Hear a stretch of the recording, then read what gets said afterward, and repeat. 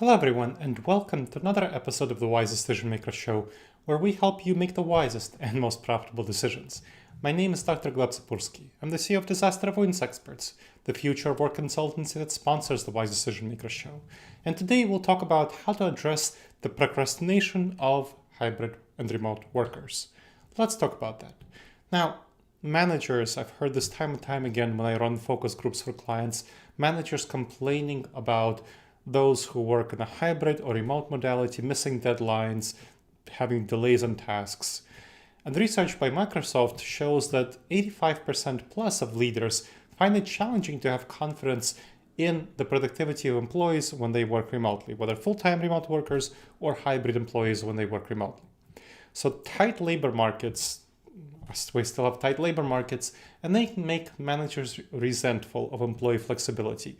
And so companies driven by these managers who are concerned about deadlines and procrastinations are trying to get employees back to the office most of the week or even all of the week. There's more and more drive to get employees in for 4 days, 5 days a week.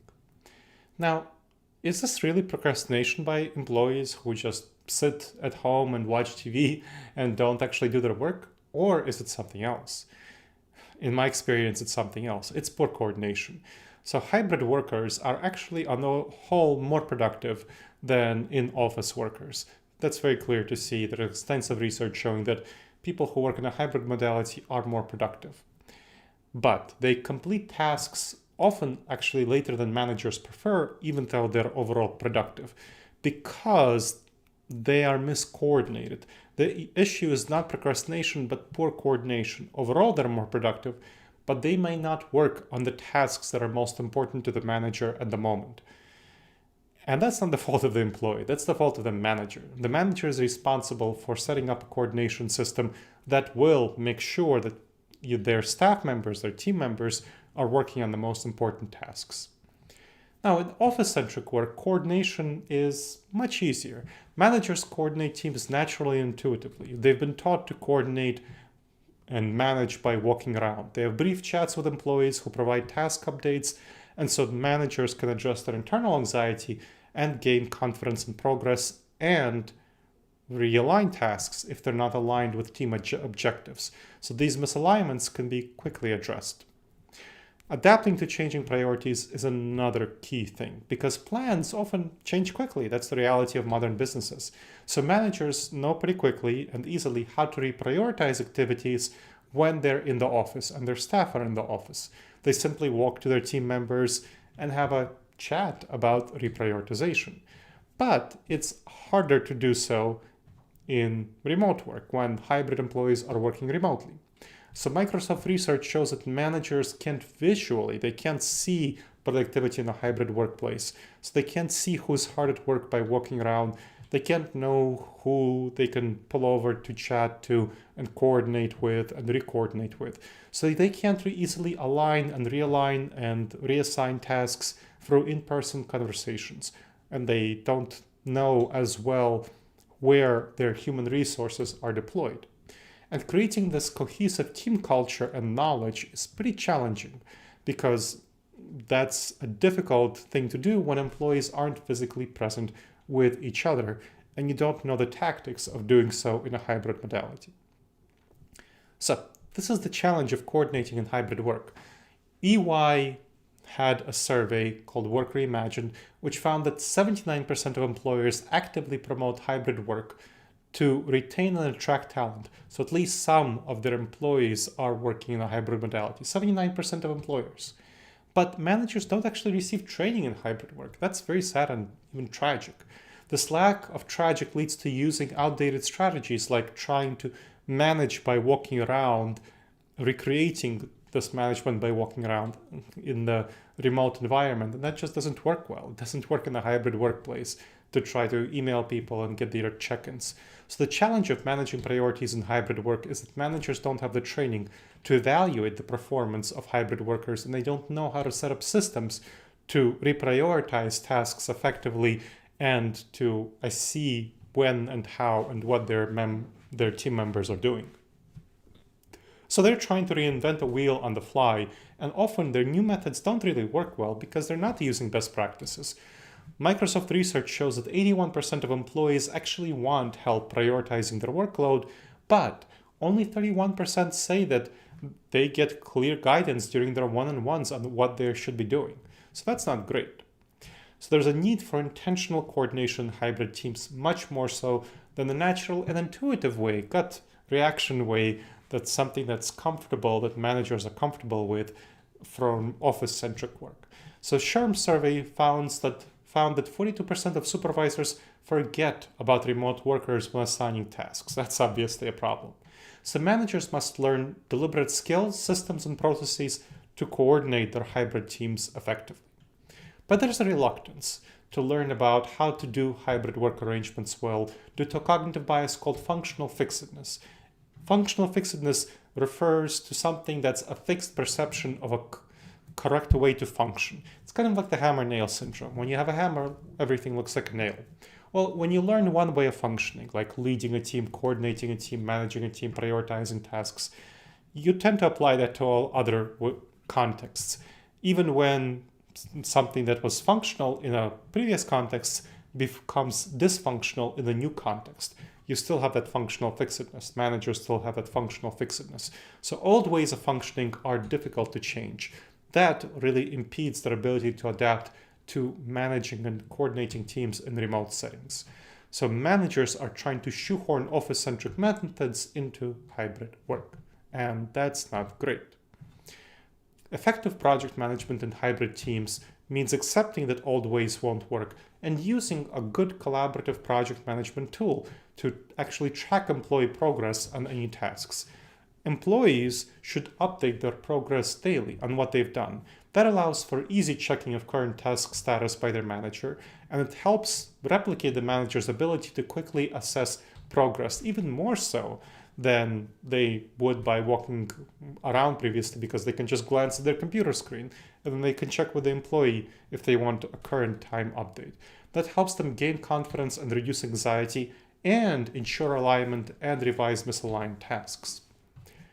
As part of this, you want to set communication guidelines. This is important for solving that coordination problem where tasks and priorities suddenly change. So managers complain about late communication from hybrid employees. I've seen this time and time again. They need to set reasonable and clear expectations about communication. For example, you want to set a specific time frame for common hours, and it depends on your company, but something I typically do with clients is 11 a.m. to 3 p.m. in their time zone. And that will be adjusted depending on how large the company is and where other time zones for the company are located. So for example, if this is a company that has employees both in the Eastern and the Pacific, Central, and Mountain time zone, you might want to set a different time requirement. So instead of 11 a.m. to 3 p.m., it might be 12 to 4 p.m. Eastern, for example, which will capture at 9 a.m. Pacific, and that will go until 1 p.m. Pacific, and will go from 12 a.m. Eastern to 4 p.m. Eastern, so that's fine for everyone. And again, it depends. If you have European time, and you want to capture some of that, so that's going to be an 8-hour difference, so you'll want to capture the 4 to 5 p.m. time slot in that time slot, so you might make it something like 1 to 5 p.m. That could be a common time slot. And that should allow flexibility of your work time as well. So that means there's going to be some morning birds, some night owls. Keep that in mind when you're setting time zone differences, that it's not going to be something that's going to be especially stressful for people who are morning birds, who like to wake up in the morning and they don't function as well in the late evening. Night owls who like to wake up late don't function so well and they function really well in the late evening, but they don't function so well in the morning. And there are some people who might want to take some time off during the day for caretaker duties, chores, etc. I see a lot of working parents taking off like an hour around the 3 p.m. time slot to pick up their kids, especially working moms. So it depends on whatever their needs are. So keep that in mind when setting those common times. So during common hours, what those are about is that employees have to check messages regularly. They could decide every 15 minutes, 30 minutes, and so on, and they respond right away when they see the message, at least with a confirmation of receipt and when you'll follow up. So what are the benefits of these common hours? It helps facilitate quick and easy collaboration, it keeps teams on the same page, and it helps you reprioritize quickly as needed. It's very effective for projects with tight deadlines. So that is a really good strategy for you to pursue, that common hours. Now, another thing that you want to be thinking about is regular one-on-one meetings for performance assessment with your manager. So managers should set up with each of their team members one-on-one weekly meetings.